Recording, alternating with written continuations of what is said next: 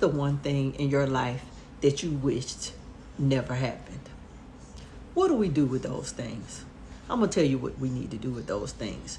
We need to learn to love that one dreadful thing that happened to us that we wish never happened.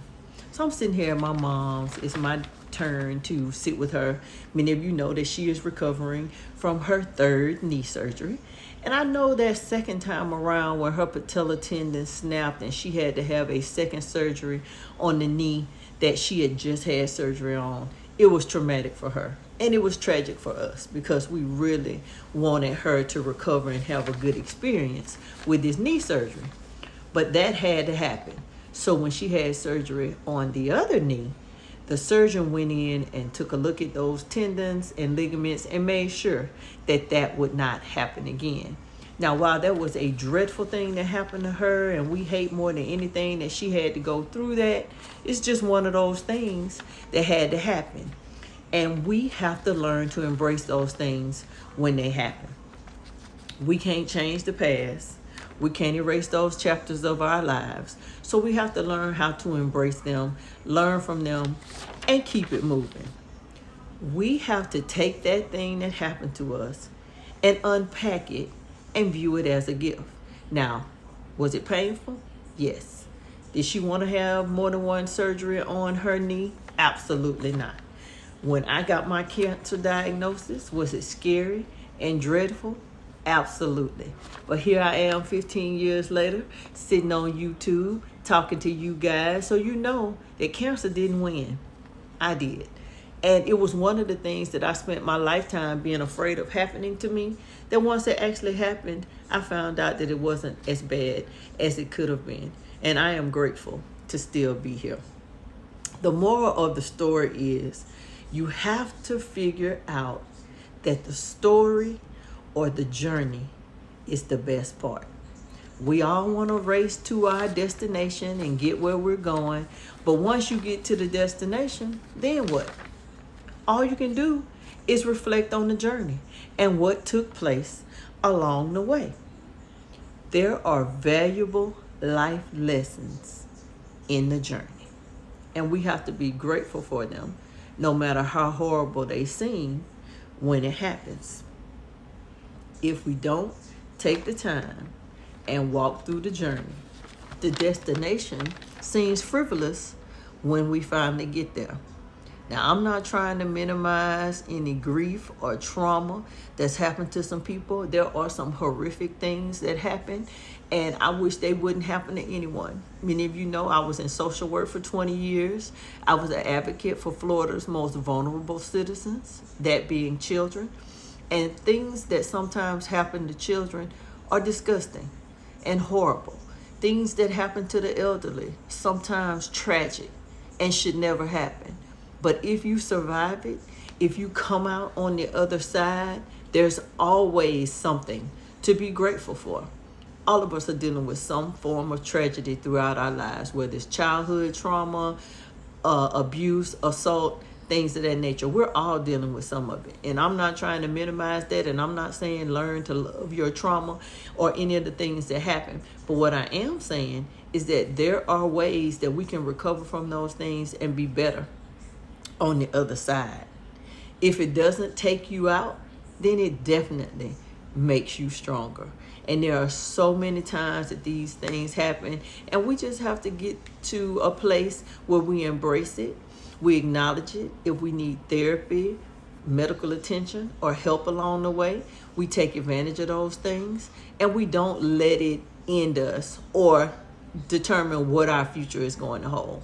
When I got my cancer diagnosis, I decided that it would not be the end of the road for me, that I was going to live my life, even through cancer, to the fullest that I possibly could. I had to change the way I thought about things, because when you dread something, when you focus on something, that's what you attract to yourselves. So I had to attract health and healing. And I'm sitting in the same thing down the hallway to my mom. She is in great spirits. This is her third time around. She's not in any pain. And she's at home. She's at home with people that love and care about her. I did a post the other day with a picture of some of my family that surprised her and came in town just to lay eyes on her, just to make sure that she was okay and that everything was just the way it's supposed to be.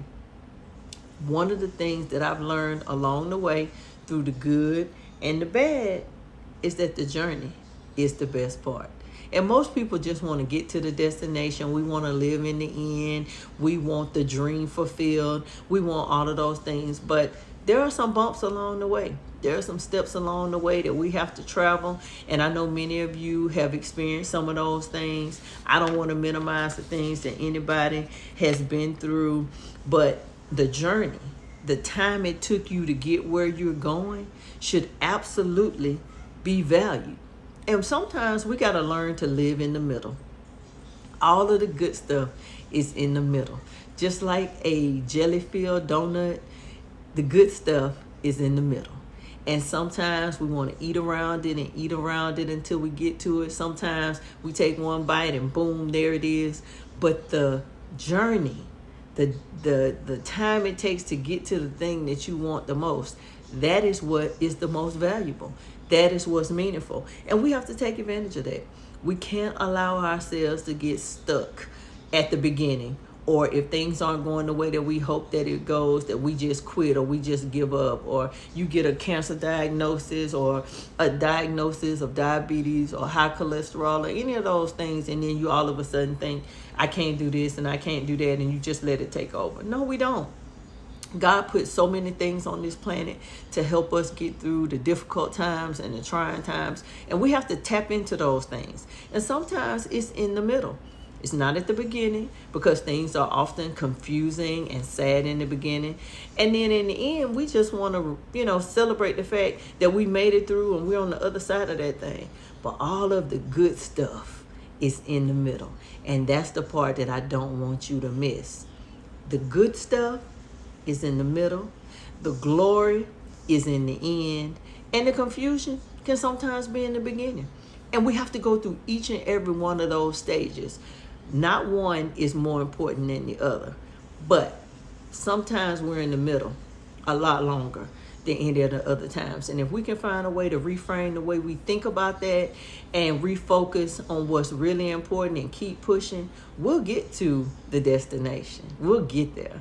We're gonna get there. Time is inevitable. It's gonna speed on. Things are gonna happen. We're gonna go forth, and we never know what is gonna happen in order for us to get to where we want to go. But what we do know for certain is that we can't go back to the past, and the future is not promised.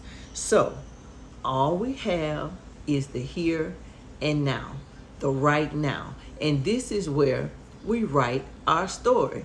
Now, this is the last quarter of this year. This is the great lock-in period. I don't know if many of you have seen that on TikTok, but I am locked in. I am locked in this last quarter to accomplish all of the things that I wanted to accomplish in 2026. And I'm bringing each and every one of you along with me. And as these things come up, as, I reflect on things and see how, something horrible, like my mom needing a second surgery on the same knee, or a year later having the courage at 82 years old to have knee surgery on the other knee so that she can have a good quality of life on the tail end. I'm not blaming her for that one bit, and I'm here for it, and I'm here to help her recover and go through it the way she wants to go through it, because my mother is independent and vibrant, and that is not going to change. So we can't go back to the future, we can't go back to the past, and the future isn't promised. So I'm going to encourage you to live in the here and the now. Savor it, value it, and know that the story or the journey is the best part.